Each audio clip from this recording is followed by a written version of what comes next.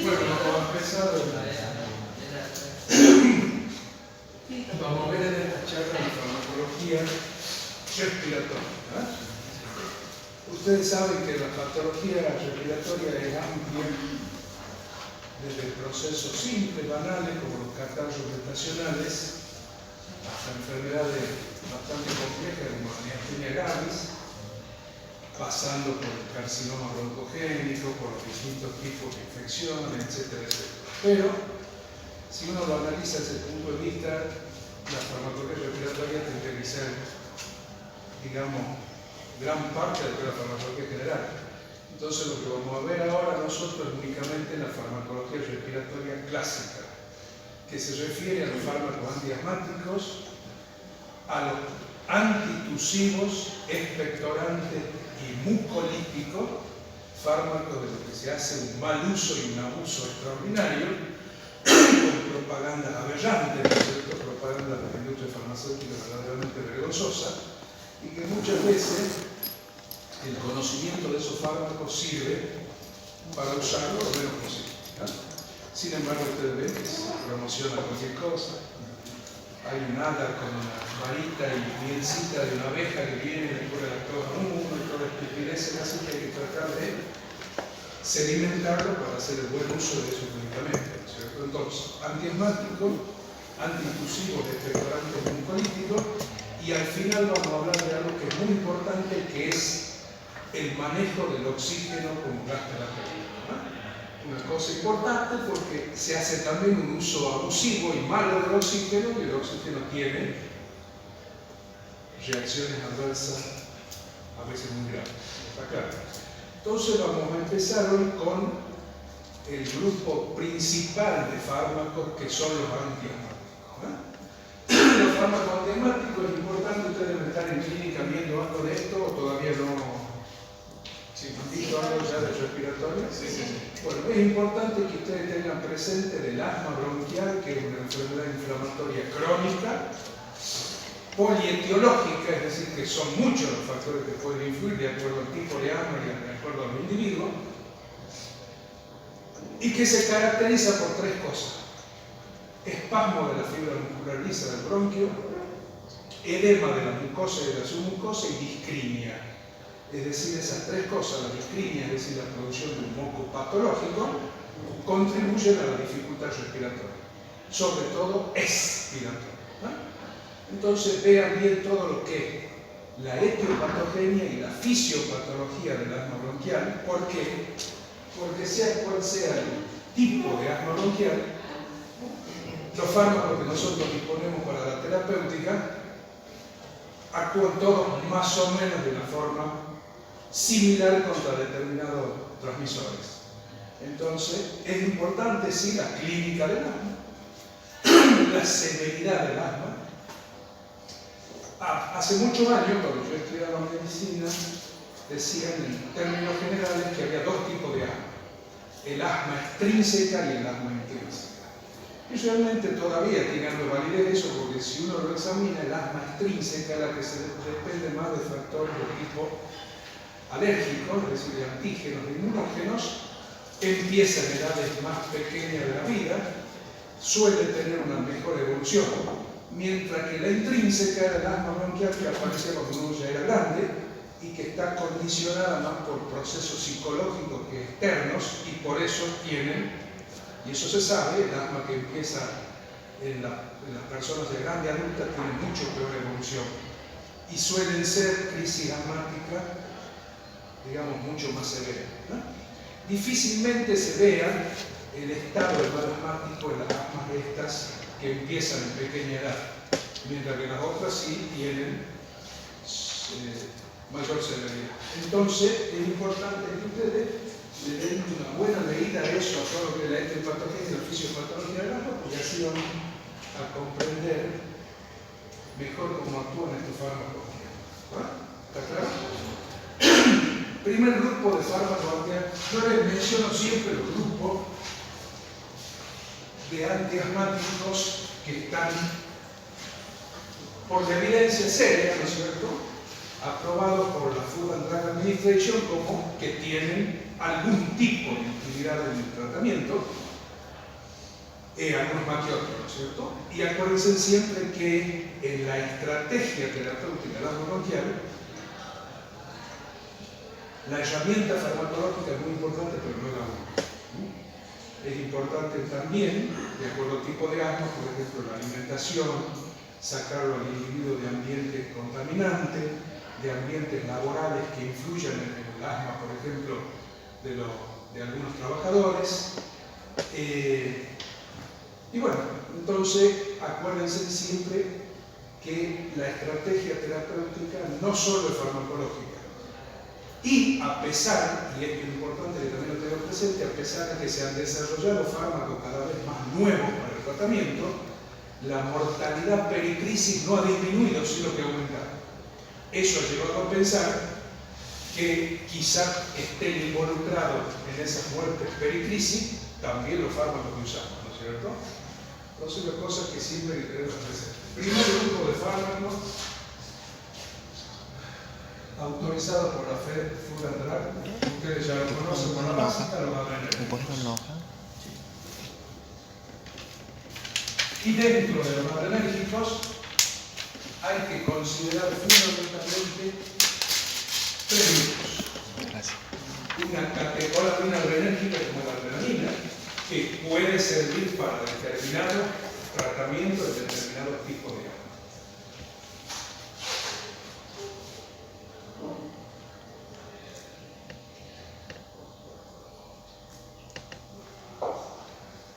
Las saligenidaminas adrenérgicas, que ustedes ya han visto en la básica, en donde hay una que es la madre de todas, que es el salbutamol. Acuérdense siempre que este grupo al que ahora me estoy refiriendo, a diferencia de la adrenalina, que es una agonista alfa-beta, es principalmente una agonista beta, lo cual no quiere decir que tenga algo de acción alfa también, porque no hay nunca en la farmacología ningún fármaco totalmente específico. Entonces, dentro de los beta-2 estimulantes,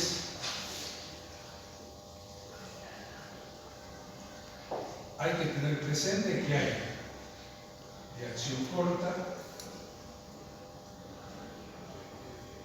y de acción prolongada.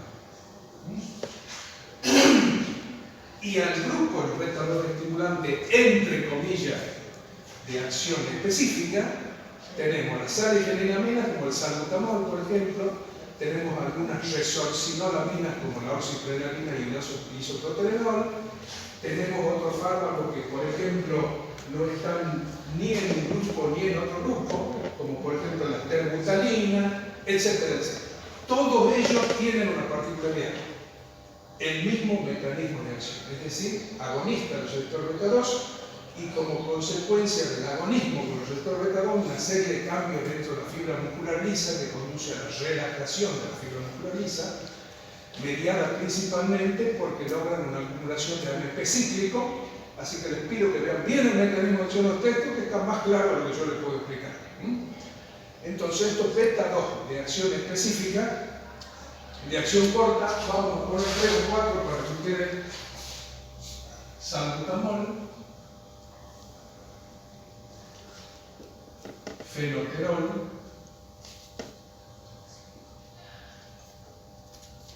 procaterol, clenbuterol, y hay unos 3 o 4 más, suficiente con que se acuerden de eso, y teniendo siempre presente que el salbutamol es, digamos, el más utilizado, beta-2 estimulantes de acción corta. De acción prolongada hay 3, el salmeterol, el formoterol y el imdacaterol. Y lo interesante de esto es tener presente desde el primer momento que no reemplazan a los beta-2 de acción corta. Al principio, como hace la industria farmacéutica, cuando se saca un fármaco nuevo, prácticamente lo anterior ya no debía usarse y se vio que no. Que la efectividad de los de acción corta, cuando la tienen, es superior a la de los otros. Y se los reserva a los de acción prolongada en algunos casos muy especiales, como por ejemplo en las crisis que ocurren únicamente de noche, donde le dan un rato antes o para que una acción más prolongada. Y bueno, eso lo van a ver bien ahí. Entonces acuérdense que esto de acción prolongada, fenoterol,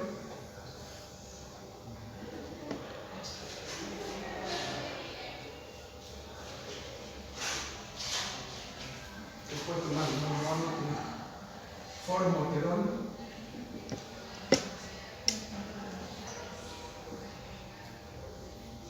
indacaterol y salmeterol. Lo que es importante en esto es pensar, si hemos dicho que tienen el mismo mecanismo de acción, ¿por qué tienen una duración de acción más prolongada? Se ha visto que estos de acción prolongada tienen una mayor liposolubilidad que los otros, entonces se concentran en la faz lipídica de la membrana celular, sobre todo de la membrana celular de la fibra muscular lisa del bronquio, en concentraciones mayores y están siempre cerca del receptor, que es la adrenalato ciclasa. Ustedes saben que el receptor fundamental es la adrenalato ciclasa. Entonces, ¿qué pasa? Hay muchas moléculas que están cerca del receptor y cuando algunas ya dejan de actuar, hay otras disponibles que siguen actuando y por eso es que se piensa que tienen una duración de acción mayor. Lo cierto es que si bien la duración de acción es mayor, no son más eficaces que los de acción corta, ¿no? Bien, lean bien esto del mecanismo de acción porque es interesante conocerlo.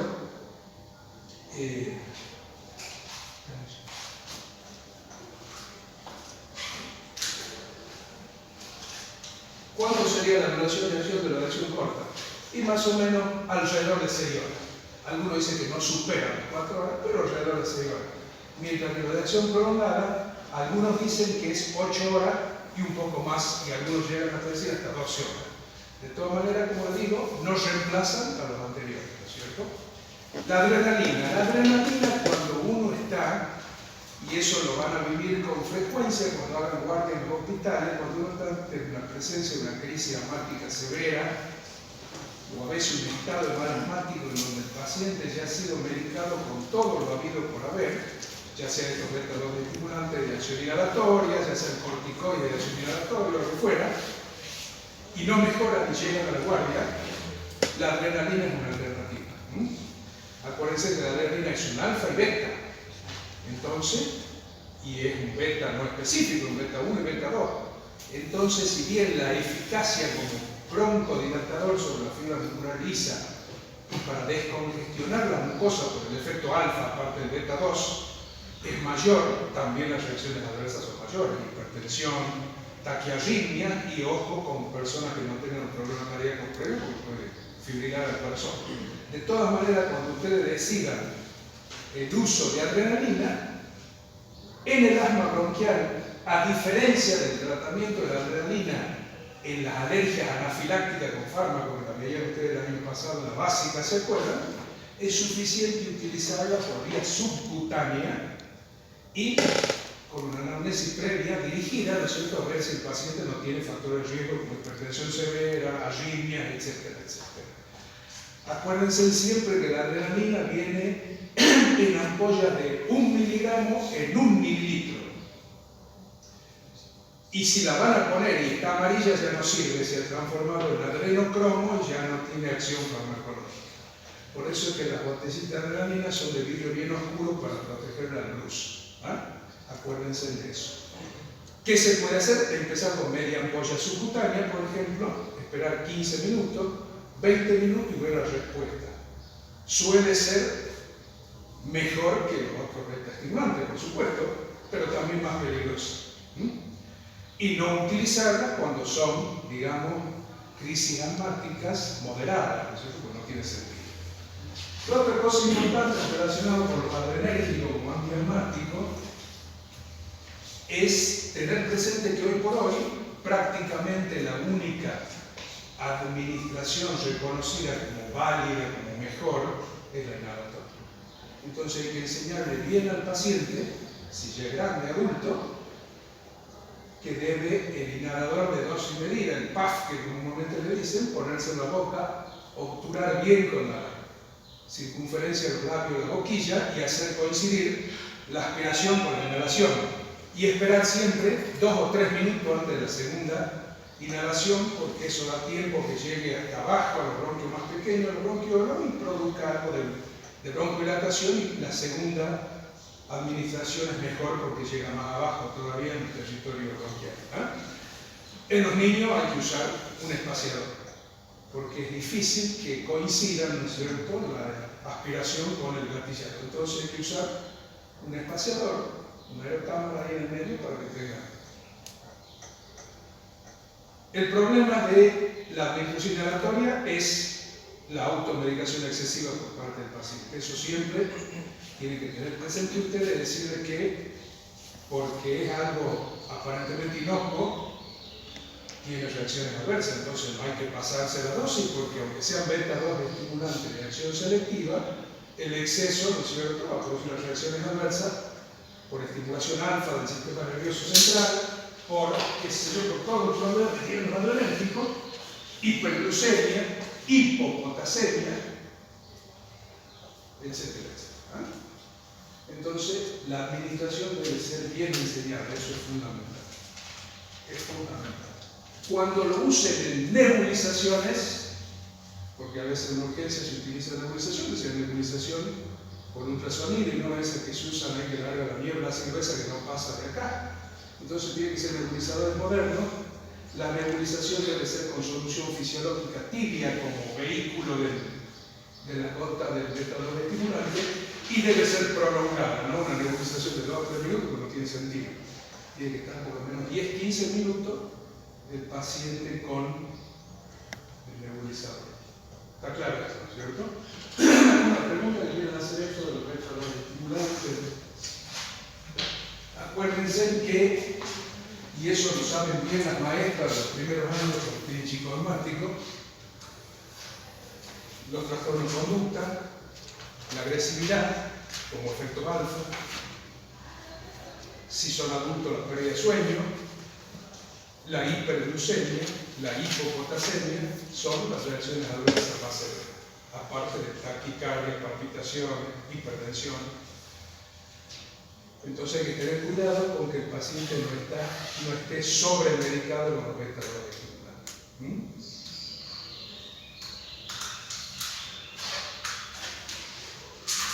Cuando se empezaron a utilizar esto, los de acción prolongada, se vieron en varios pacientes, varios reportes de efectos que podían ser considerados como paradojales. En vez de mejorar lo de la obstrucción, les producía más obstrucción todavía.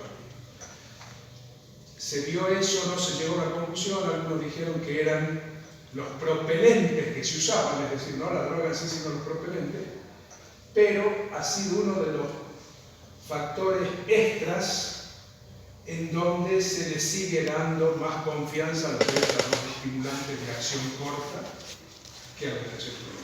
Por las dudas les comento eso, tengo algunas charlas de clínica.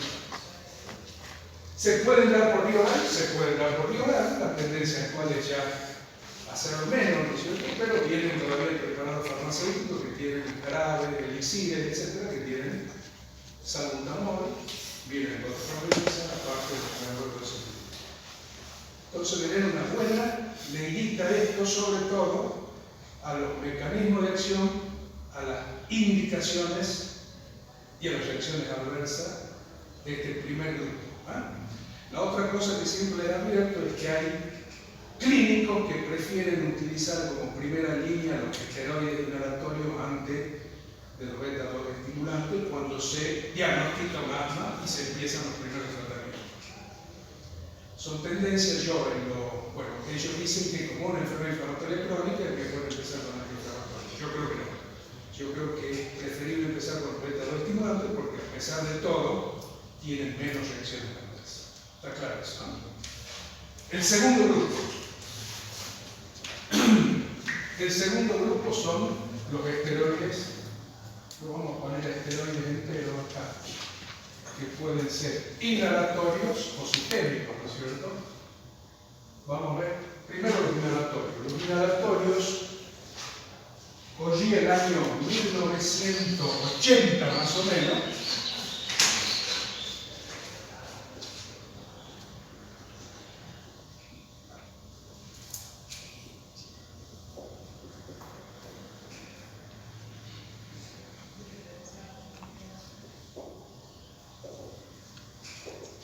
corría el año 80 cuando en Estados Unidos, por una modificación química de la beta-metasona, que es el corticoide de los más potentes modernos, ¿no es cierto?, se obtiene la beclometasona, que es el primer esteroide inhalatorio. Fue una revolución porque decían que al ser inhalatorio y al actuar únicamente en la vía aérea se minimizaban las reacciones adversas que tienen los esteroides, que ustedes ya conocen. Y son muchísimas. Y bueno, se lo empezó a utilizar. Y en el Yearbook de Pediatría del año 82, es decir, 2 años después que se la empezó a utilizar de forma general, masiva, digamos, hubo reporte de criaturas asmáticas que tenían trastorno de osificación en la calota craneana, síndrome de Cushing, etcétera, etcétera. O sea que la medicación excesiva produce reacciones adversas, no con la intensidad y en poco tiempo como los inhalatorios, pero también las produce. Entonces hay que tener cuidado de que la administración, por ejemplo, de beclometasona y de budesonida, que son los que más se utilizan en el promedio humano, la budesonida, cuando superan los 1000-1500 microgramos diarios de administración inhalatoria, también producen reacciones adversas. Hay que tener cuidado con eso. Y aunque se lo dosifique adecuadamente, existe siempre el riesgo de inmunodepresión a nivel de la garganta, con candidiasis orofaringia, ¿no es cierto?, hongo por la inmunodepresión. Los chicos viven con más problemas de angina, etcétera, etcétera. Entonces hay que tener cuidado también con eso. Como les decía, son 3 los que ustedes tienen que conocer: la beclometasona, que es el primero, la budesonida y la fluticasona, que es uno de los más nuevos. Después está la mometasona también, pero de budesonida es suficiente. Ninguno ha demostrado tener mayor eficacia ni efectividad sobre el otro. O sea que hay que tener presente eso. ¿Cómo actúan los esteroides inhalatorios en el asma bronquial? Se piensa que fundamentalmente disminuyendo la liberación de mediadores que están involucrados con el proceso inflamatorio, ¿no es cierto? Disminuye la liberación de histamina, de calicreína, de bradiquinina, de todos esos péptidos que son vasodilatadores y que inician lo que origina el asma, que es el escurrimiento microvascular, es decir, esos mediadores hacen que los vasos de la mucosa y la submucosa, sobre todo, vasodilaten, salga edema, se edematice, ¿no es cierto?, edema de la mucosa, y aparte se produzca secundariamente la contracción de la fibra muscular lisa. Entonces, el corticoide, al disminuir la liberación de los mediadores que están involucrados con la génesis del asma bronquial, actúa como antiinflamatorio. Tener una leída también, por eso desde el principio, la parte etiopatogénica, van a ver que es lo que antes se llamaba sustancia lenta de reacción de anafilaxia, que son los leucotrienos C4, D4 y E4 hoy en día, son sustancias que producen una vasodilatación tremenda, mucho más que la histamina, que la bradiquinina, y también están involucrados en el origen y el mantenimiento de esa inflamación crónica que tiene la asma. Por eso es importante darle una leidita a los mediadores que están involucrados desde el inicio. Bien, entonces, esteroide inhalatorio. ¿Cuándo debo utilizar esteroide sistémico?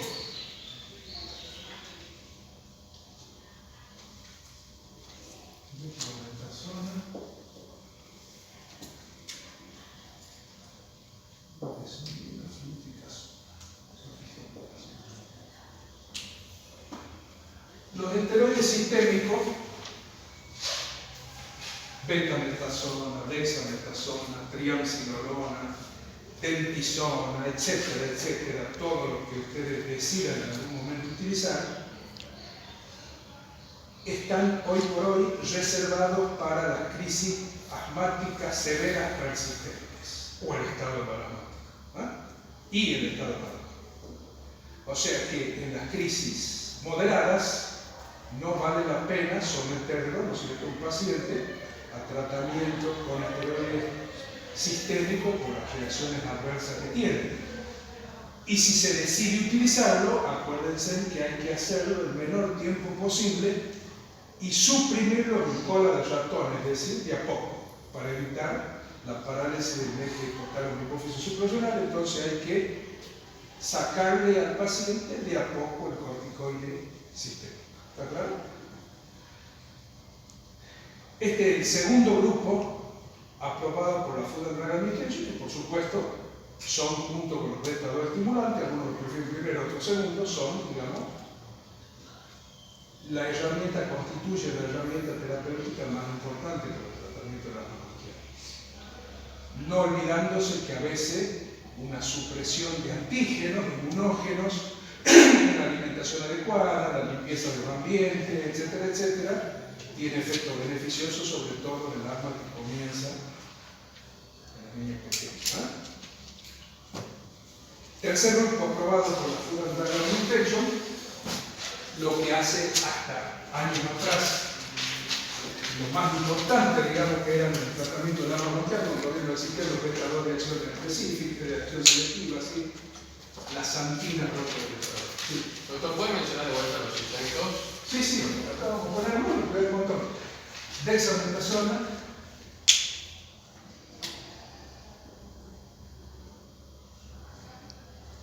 la beta-metasona, que son los famosos Decadron y Celestone, ¿no es cierto? El nombre registrado por los laboratorios, beta-metasona, dentisona,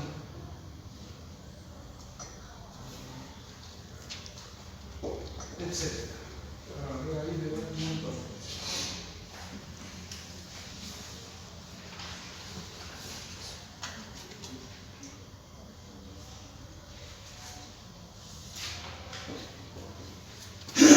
Tercer grupo, la santina broncodilatadora. Ustedes ya algo deben haber escuchado hablar de esto, ¿no? Hay vegetales como el café, el té, el cacao, el guaraná, el mate, de los cuales se obtienen alcaloides, es decir, sustancias que tienen reacción alcalina, y se les llamaba alcaloides hace años. ¿Por qué? Porque tenían reacción alcalina, y aparte porque se los obtenía mediante procesos físicos simples. Desecación, percolación, maceración, decocción, etc., como usaba Galeno, por eso se llama preparado galénico. Ahí está. Entonces, de esos vegetales hay sustancias que se llaman santinas, que tienen la particularidad de ser estimulantes inespecíficos del sistema nervioso central, sobre todo a nivel cortical. Por eso es que tomamos café, mate, para perder el sueño a la mañana, porque tiene un efecto de aumentar la vigilia, ¿no es cierto? Estas santinas, cuando son metiladas, o bimetiladas o trimetiladas, adquieren otra particularidad farmacológica, la de ser relajante de la fibra muscular lisa, no solo de los bronquios, sino también del aparato digestivo y del aparato urinario. Por eso es que uno, cuando toma bastante café, orina una barbaridad, ¿no es cierto? Porque tiene un efecto diurético directo e indirecto. Directo sobre el medio interno e indirecto sobre el aparato glomerular, ¿no es cierto?, del riñón.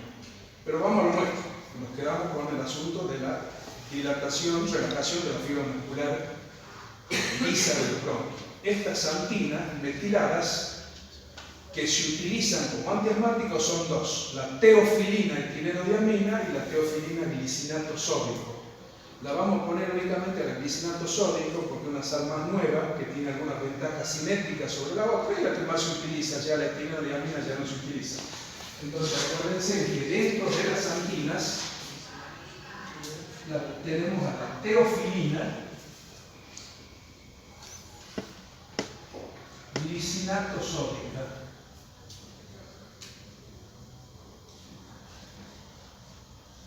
teofilina, glicinato sódico.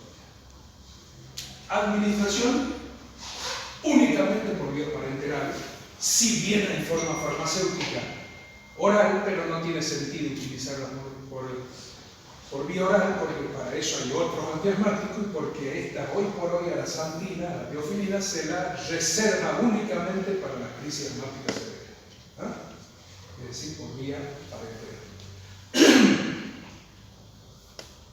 ¿Vamos bien hasta ahí? Mecanismo de acción. Cuando yo rendí farmacología, el doctor Landa, justo me había tocado este tema, me dice: ¿usted sabe cuál es el mecanismo de acción de la teofilina? Sí, le digo, doctor. inhibe la nucleótido fosfoliesterasa cíclica y produce relajación de la fibra muscular lisa. Lo felicito, ahora me puso 10. Hoy se sabe que no hace eso. Es decir, en el tiempo, ¿no es cierto?, a medida que se descubre en la farmacología molecular, se ha ido viendo esto realmente, qué pasaba con la teofilina. In vitro produce ese antagonismo con esa enzima, ¿no es cierto?, con la fosfoliesterasa, que es constrictora de la fibra muscular lisa. Entonces, si uno la antagoniza, hay relatación de la fibra muscular lisa. En el tiempo se vio que hace eso, pero en dosis supraterapéutica, es decir, en dosis que no se puede dar a un paciente porque le daría mal. Y se empezó a ver cuál es el mecanismo de acción por el cual las antinas de esta broncodilatadora son antiasmáticas, y hasta hoy por hoy no se sabe bien. Se piensa, lo más acertado, hoy por hoy, es que son antagonistas de receptores de la adenosina, que es otro mediador que es broncoconstrictor, es decir, constrictor de fibra muscular del bronquio. O sea que hoy por hoy uno debiera decir que antagonizan receptores de adenosina. No obstante, hasta hace no mucho tiempo, se sintetizó una teofilina totalmente sintética, no de origen natural como era la primera esta, sino sintética, que se llama emprofilina. Y se vio que la emprofilina es muy relajante en la fibra muscular lisa, no se usa en terapéutica porque es tóxica, y no antagoniza los receptores de adenosina. Entonces, eso hizo dudar si realmente esta antagonizaban o no los receptores.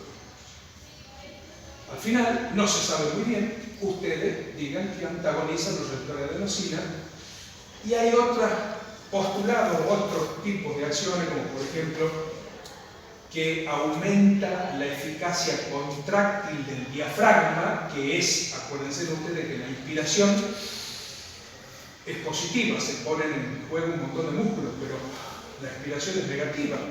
Por eso es que la dificultad del asma es expiratoria más que inspiratoria. Y como uno de los pocos músculos que intervienen en la expiración es el diafragma, se pensó que las antinas estas mejoraban la capacidad contráctil del diafragma, pero esa es una cosa que desde el punto de estado no se considera mucho, que es cómo van únicamente al diafragma de producir mejora en su capacidad contráctil. Resumiendo, antagonizan los receptores de adenosina. Lo que le voy a decir ahora es muy importante porque esto no se maneja, y cuando ustedes el día de mañana tengan que atender a un paciente con una crisis asmática severa o con un estado mal asmático, a veces quizá lo único que tienen para tratarlo son dos cosas, o adrenalina o esto. Entonces, en una crisis asmática severa, nos vamos a poner acá para que no terminemos los productos.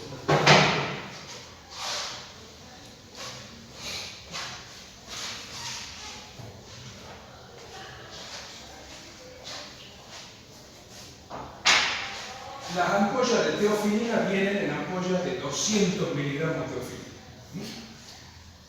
Entonces, cuando ustedes tengan una crisis asmática severa, que ya ha sido tratada con beta-2 estimulante inhalatorio, con esteroides inhalatorios, y la respuesta no sea la que uno busca, hay dos formas de administrar, de dosificar la teofilina, que hay que tratar de respetarla. ¿Por qué? Porque la teofilina es un fármaco que tiene la dosis eficaz muy cerca de la dosis tóxica. Es decir, tiene un margen de seguridad estrecho. Entonces hay que dosificarla como corresponde, porque en la gran mayoría de los lugares donde ustedes la van a utilizar no hay sistemas modernos de detección de cantidad de droga en sangre. Entonces hay que tratar de dosificarla bien, manteniendo un rango plasmático de entre 10 a 20 microgramos por mililitro. Si yo la doy en cantidades en que el rango plasmático es menos de 10 mililitros, de 10 microgramos por mililitro, es ineficaz. Y si la doy en dosis en la que el rango plasmático es superior a 20 microgramos por mililitro, es tóxica. Y como yo, como les digo, no tengo en la gran mayoría de lugares cómo medir eso, tengo que dosificarla para de esa manera tratar que no pase de eso, y se sabe que para que no pase de eso hay dos formas de dosificarla. Administrando 6 miligramos kilogramo por vez, o administrando 15 miligramos kilogramo en el día. Esto es la forma más apropiada. Y es la forma más apropiada, ¿por qué? Porque yo hago el cálculo de ese paciente de lo que le administran en todo el día. ¿Cómo se le administra? Por fleboclisis, por supuesto, un frasco de solución fisiológica de hecho al 5%, donde está el fármaco adentro, lo ponemos al fármaco adentro. Supóngase, llega un paciente con una crisis muy severa que pesa, digamos, para que sea fácil el cálculo, pongamos 70 kilos. ¿Eh? 70 kilos. Si yo calculo el primer método, 6 miligramos por kilo por vez, multiplico 6 por 70, es 420 mililitros, o sea, 2 ampollas. Tendré que meter 2 ampollas endovenosa por vez, es decir, esa vez le pongo y veo cómo evoluciona. Abrimos un paréntesis, cuando se administra por vía endovenosa, directa, no por fleboclisis, siempre diluida y muy lenta, ¿no? Como debe hacerse todo fármaco por vía endovenosa. Bien. Entonces, eso de darle, de calcular los 6 miligramos por kilo por vez, medio reprobado, es mejor hacerlo segundo. 16 o 15, le pongamos miligramos kilo para todo el día. Pesaba 70 kilos, ¿no es cierto? 7 por 5, 35, 3, 7 por 7, 3, 10 son 1000 miligramos, digamos. ¿Eh? ¿Cuántas ampollas son? 5, porque son de 200 miligramos. Entonces yo al frasco ese le saco un poco de solución de estos al 5%, fisiológica, depende de qué sea el frasco que estoy usando, y le meto las 5 ampollas. ¿Han entendido? Ahora, ¿cómo se hace? La mitad de eso se pasa en 45 minutos, una hora. Es decir que durante 45 minutos, una hora, voy a pasar bastante rápido, porque tengo que pasar la mitad del frasco que tiene las 5 ampollas. ¿Está claro? Y lo que queda del frasco se lo reserva para lo que queda del día. ¿Y por qué ese cálculo y ese método? Porque por lo general, cuando ustedes vean las crisis asmáticas severas, el individuo no queda bien inmediatamente. Queda a veces agitado bastante tiempo, a veces no solo un día, sino más de un día.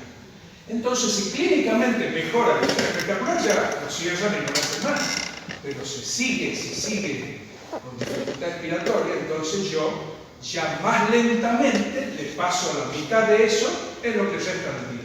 ¿Han entendido?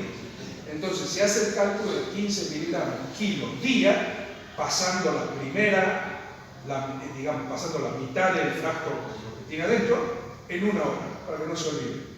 Y el resto, ¿no es cierto?, de acuerdo a la evolución clínica del paciente, es lo que queda del día. Si hace falta, si está perfectamente bien, ya no le pasa más, por supuesto, pero es más cómodo. ¿Eh? ¿Han entendido?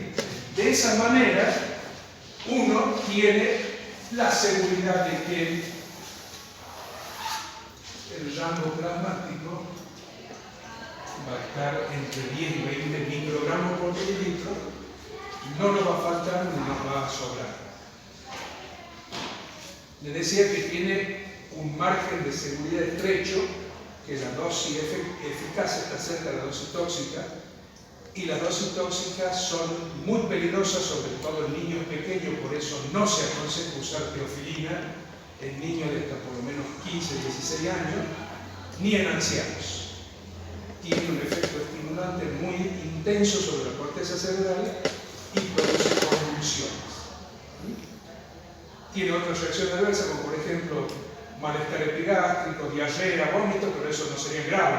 Lo grave es la estimulación del sistema nervioso central. Les voy a contar una anécdota de esto que me ha pasado una vez a mí. Yo estaba en la terapia intensiva y habían operado un hombre grande, de 80 y pico de años, de cáncer de laringe.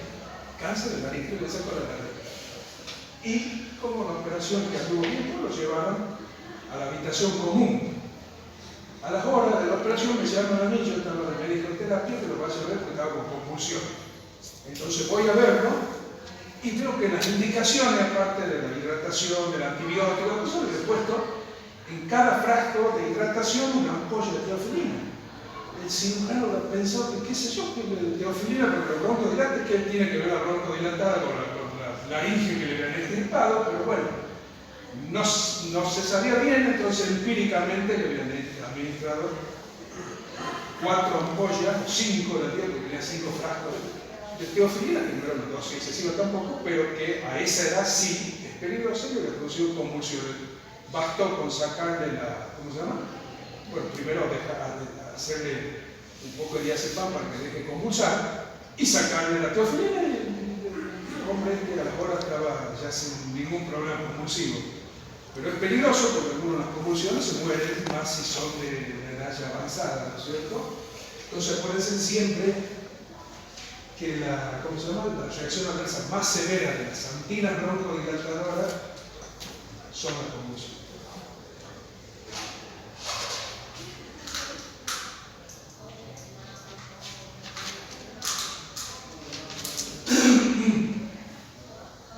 Hola.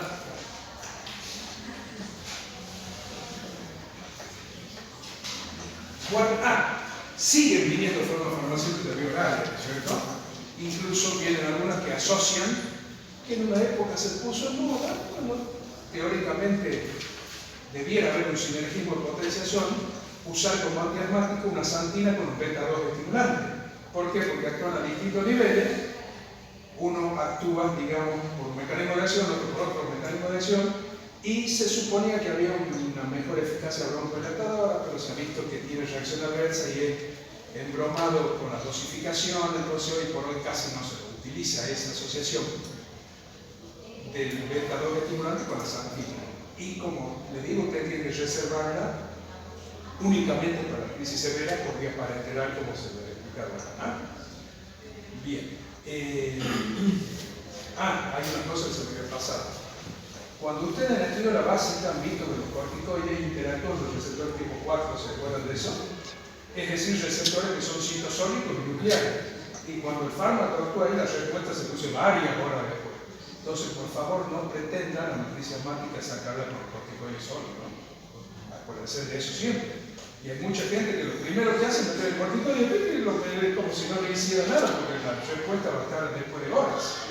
Ahora, si hacen el broncodilatador más rápido y el corticoide para evitar la producción, para disminuir la inflamación al cabo de algunas horas y evitar la recidiva de la crisis, sí, pero sacarlo con el corticoide, olvídense. Entonces, en el caso de la crisis severa, lo que indicaba con la teofilina, se lo administraría junto al corticoide. Sí, pero el corticoide lo va a administrar con el objetivo, ¿no es cierto?, de que actúe al cabo de una hora como antiinflamatorio y evitar en todo caso que el proceso inflamatorio te conduzca a nuevas crisis. Pero lo que lo va a sacar de la crisis que vos estás tratando no es el corticoide. Claro, pero si es de la misma forma que sería durante todo el día o solamente... No, el corticoide se lo administra. Como uno decida, se puede administrar endovenoso y intramuscular, generalmente por la tubuladura, yo soy un paciente que está en... Pero lo que quiero decir es que acuérdense que la latencia, es decir, el periodo de tiempo entre que vos administras el fármaco y ve la respuesta del corticoide es varias horas. Entonces no pretenda con el corticoide sacarlo de la crisis asmática. ¿Me entendés? El corticoide lo que va a hacer es disminuir la inflamación a futuro y evitar la producción de nuevas crisis. O si no evita la producción de nuevas crisis, hace que las crisis tengan menos intensidad. ¿Entienden? Bueno, cuarto grupo. ¿Qué ponemos en el cuarto grupo? Bueno, algunos lo ponen a uno, otro. Vamos a tratar de ponerlo como el grupo que sigue a esto, algunos de los que han demostrado ser más eficaces que los otros. Y acá vamos a poner entonces los antagonistas de receptores de leucotrieno.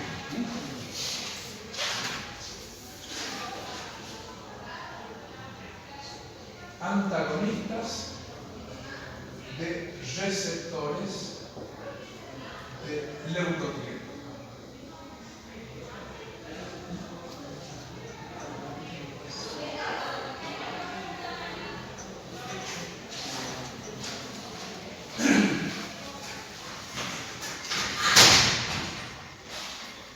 decía, ¿se acuerdan cuando hablábamos que el asma era una enfermedad polietiológica, que conviene estudiar los mediadores que están involucrados? Los leucotrienos C4, D4 y E4 son tremendamente vasodilatadores y están involucrados indiscutiblemente con la génesis de la neurología. No solo con originar a la crisis, sino con mantener a la crisis. Los leucotrienos C4, D4 y E4, que son mucho más vasodilatadores que la histamina y todo lo otro. Bien, entonces, sabiéndose eso, los farmacólogos desarrollaron unos fármacos que son antagonistas del receptor de leucotrieno. Safir-Lucast y Montelukast son los dos que se utilizan. No reemplazan bajo ningún punto de vista lo que hemos visto anteriormente, pero tienen algunas ventajas en algunos pacientes cuando son manejados, digamos, por ya especialistas neumólogos en el tratamiento del asma. De todas maneras hay que conocerlo, ¿no es cierto? El Safir-Lucast y el Montelukast tienen nombres árabes. Safir-Lucast y Montelukast.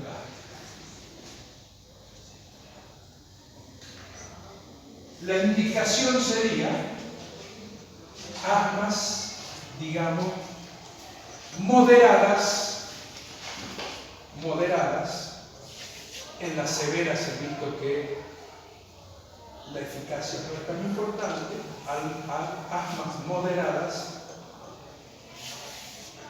y se le agregaría que no evolucionan bien con el tratamiento clásico de beta-2 estimulante o de beta-2 estimulante más esteroides inhalatorios. Entonces, en esos casos se puede pensar en antagonistas del leucotrieno, Safir-Lucast y Montelukast. No está en el centro de reacciones adversas y algunos han demostrado en algunos pacientes hepatotoxicidad severa.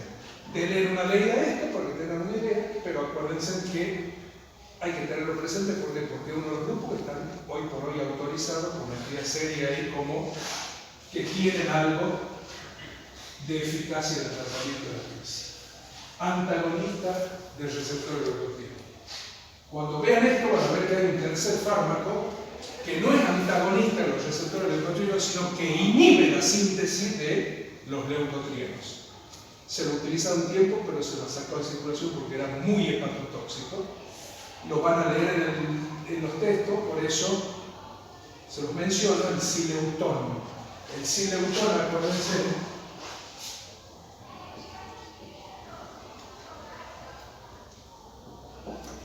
está relacionado con esta acción, pero no porque antagoniza el receptor de leucotrieno, sino porque disminuye e inhibe la síntesis de leucotrieno. No se usa hoy por hoy.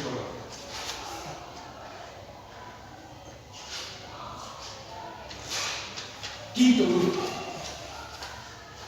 El quinto grupo vamos a poner un fármaco que ustedes ya conocen, a ver cuál creen que puede ser. Pero más que el asma, es útil en la enfermedad pulmonar obstructiva crónica, que ustedes saben una mezcla de bronquitis crónica, enfisema y algo de constricción de la fibra muscular lisa, aumento de secreciones. ¿Qué les parece? ¿Ah? Fuerte. El bromuro de hipratropio. El bromuro de hipratropio. El nombre hipratropio pareció atropina, es decir, un antimuscarínico. El bromuro de hipratropio es un antimuscarínico inhalatorio que se usa no en el tratamiento del asma clásica, sino para disminuir las secreciones bronquiales de estos pacientes crónicos que tienen enfermedad pulmonar obstructiva crónica. Es un fármaco, digamos, que en ese caso el paciente tiene su utilidad, y el bromuro de hipratropio fue el primero que se sintetizó a partir de una modificación de la atropina, que es un antimuscarínico, y hoy en día se usan dos, el bromuro de hipratropio y otro que es más nuevo, más caro y no más eficaz, que es el tiotropio. Cuando lo vean en el libro, lo van a ver entonces, el quinto grupo serían los antimuscarínicos inhalatorios.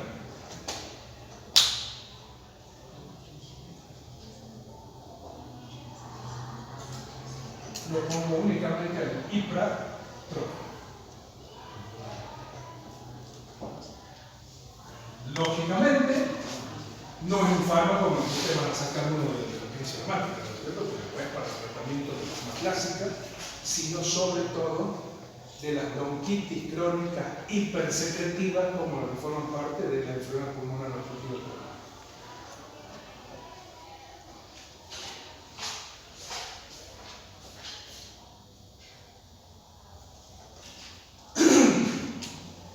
Sexto grupo.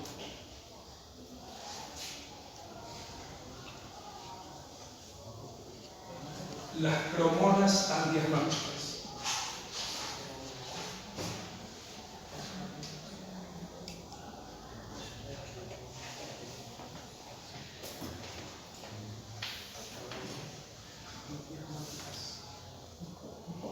Cromonas antiasmáticas. Hace unos años, ya bastantes años, se obtiene de un vegetal de la Amnibignaga un alcaloide que se le dio a llamar cromoglicato disódico. Este cromoglicato disódico fue promocionado cuando salió, digámoslo así, como eficaz en el asma moderado, leve a moderado. Bien, como pasa la farmacología, como pasa un montón de cosas de moda, el tiempo lo ubicó donde tiene que estar. Las cromonas broncodilatadoras son muy poco broncodilatadoras, no tienen una gran eficacia en el asma. Y si uno diría para qué caso de asma, yo le diría que hoy no para ninguno, pero si se quiere poner algo, un asma leve, ¿no es cierto?, o moderada en individuos pequeños y jóvenes. Se ha visto que los adultos no tenían absolutamente casi ninguna eficacia. Entonces esas son las cromonas broncodilatadoras, el cromoglicato disódico, y su análogo es totalmente sintético, el dedocromilsódico, mucho más caro por supuesto, y sin ninguna eficacia mayor que otro. Entonces les vamos a poner los nombres para que se acuerden cuando lo lean. El cromoglicato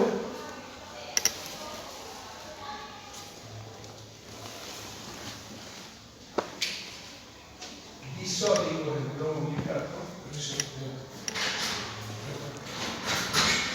y el dedocromilsódico cromoglicato y dedocromilsódico. El que a alguno de ustedes le gusta Dan Brown, el que ha escrito el Código Da Vinci, hay un libro de él que se llama La Conspiración, que lo sacó después el Código Da Vinci, y uno de los protagonistas, asmático, un maléfico inventor de no me acuerdo qué cosa ahora, era asmático y dice que cuando le agarraba la angustia asmática se le metía un chorro, ¿cómo se llama? El cromoglicato. Yo me reía porque el cromoglicato no sirve para eso. Bueno, entonces, acuérdense que estas cromonas broncodilatadoras hoy en día prácticamente los usan. ¿De qué manera venían? Venían no en inhalador de dosis medida, sino que venían unas capsulitas con polvo. Entonces se la ponía en un aparato y al apretarlo, el aparato por dentro la pinchaba a la capsulita y tenía una hélice que hacía que el polvillo ese, o sea que había que hacer coincidir bien la inhalación con la apretada de la cápsula que liberaba el polvillo, una forma farmacéutica bastante informada. Por eso algunos la utilizaron en nebulización. Y después de un tiempo de utilizar en nebulización, se vio que cuando uno lo mezclaba con líquidos ya no servía para nada. Para que se den cuenta de la farmacología también, ¿no? A través de los años. Bien. Pero les menciono porque uno de los grupos que la Full tiene, digamos, lógicamente no van a pretender con esto para nada, ¿no? Ni la crisis severa ni la crisis no severa, porque estas cosas son. Las cromonas broncodilatadoras.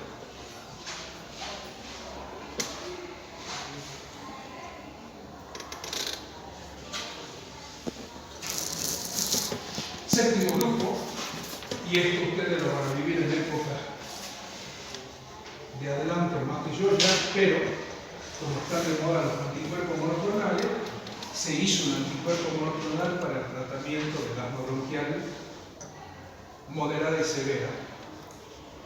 Es un fármaco que a nivel del plasma sanguíneo inhibe, antagoniza la inmunoglobulina E e impide que la inmunoglobulina E se une a sus receptores de la célula cebada, de los mastocitos, de todos los lugares donde hay receptores para la inmunoglobulina E y produzca la liberación de los mediadores que producen el arma bronquial. El omalizumab es el único anticuerpo monoclonal autorizado a nivel mundial para el tratamiento de la asma. Lógicamente tiene que ser asmático de muy buen poder adquisitivo porque cada dosis cuesta alrededor de $7.000. Se administra por vía subcutánea, se recomienda la grasa abdominal con una jeringa que tiene un trocar bien grueso, porque lo que contiene al anticuerpo monoclonal son unos liposomas. Entonces se le mete ahí y se hace una administración cada 2 o 3 semanas.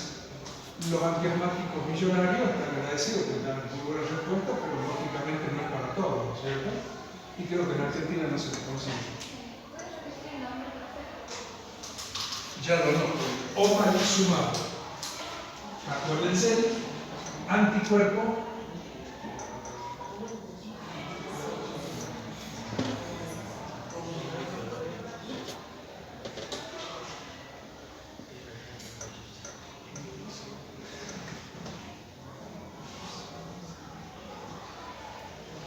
omalizumab. De la heroína porque es una cosa, digamos, moderna, y en una de esas dentro de unos años se hacen más accesibles los anticuerpos monoclonales. El omalizumab únicamente para administrar por vía subcutánea con un dispositivo especial, con un trocar grueso, y se ha visto que tiene bastante eficacia. Lógicamente, la efectividad y la eficiencia son mínimas, ¿no? Ustedes saben la diferencia entre eficacia, efectividad y eficiencia. Eficiencia es cuando, aparte de ser bueno, de fácil administración, bien tolerado, es accesible. De esto último de eficiencia cero, ¿no es cierto? Porque es carísimo. Pero estos son los 7 grupos que la Food and Drug tiene reconocido como antiasmático. Les recomiendo una cosa. Tomen un Goodman y Gilman, si no es la última edición, la penúltima, y vean antiasmático de ahí, porque no hay otro lugar en el mundo donde esté mejor que ahí. Es un capítulo que no es muy extenso, pero que está perfectamente bien. Incluso tiene toda la parte etiopatogénica y fisiopatológica del asma, mejor que un libro de clínica, o sea que veanlo de ahí. Y la otra cosa que también hay que prestar atención, si bien la naturaleza sabia hace que las mujeres asmáticas y epilépticas durante el embarazo tengan menos incidencia y menos severidad en sus enfermedades, ustedes van a tener que tratar a veces crisis asmáticas severas en mujeres embarazadas. Entonces es importante que de ahí vean un pequeño párrafo que hay menos de una página donde recomiendan cuáles son los tratamientos mejores para las mujeres embarazadas. Goodman y Gilman,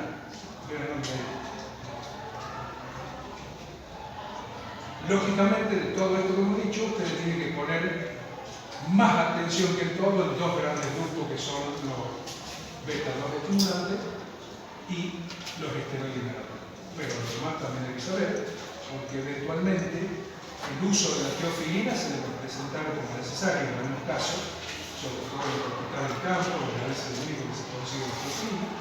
Y acuérdense, por favor, eso del corticoide, que no esperen con el corticoide sacarlo de la emergencia. El corticoide va a prevenir el proceso inflamatorio, va a hacer que sea menor, va a prevenir la incidencia y la intensidad, ¿no es cierto?, de futura crisis, pero acuérdense que demora varias horas en empezar a actuar. ¿Han entendido esto? Sí. Bueno, nos vemos entonces en marzo, vamos a ver los antitusivos, los expectorantes y los mucolíticos. Y háganme caso, le den una leidita al Goodman y Gilman porque está muy claro, lindo y es lo mejor que pueden leer. ¿Qué?